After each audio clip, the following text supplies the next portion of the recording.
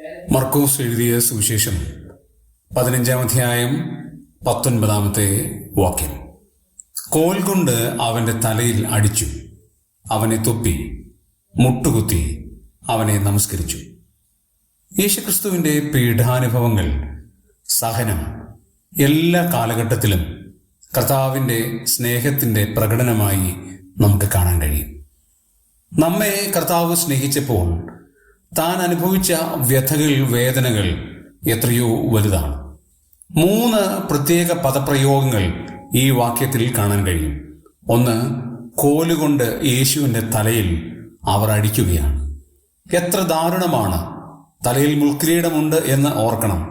കോലുകൊണ്ട് തലയിൽ അടിക്കുമ്പോൾ ആ മുൾക്കിരീടത്തിലെ ഓരോ മുള്ളുകളും യേശുവിൻ്റെ തലയിലേക്ക് ഇറങ്ങുന്നത് എത്ര ദാരുണമാണ് എന്നോർക്കണം.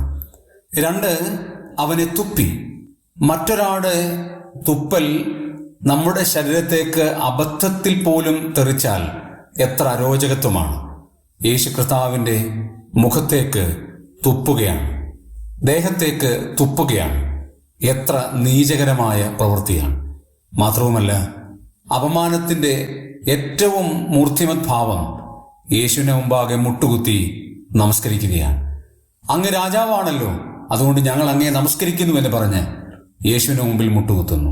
ഈ അപമാനം സഹിച്ച് എനിക്ക് നിങ്ങൾക്കും വേണ്ടി മരിച്ച കർത്താവിനെ ഹൃദയംഗമമായി ആരാധിക്കാം, മഹത്വപ്പെടുത്താം.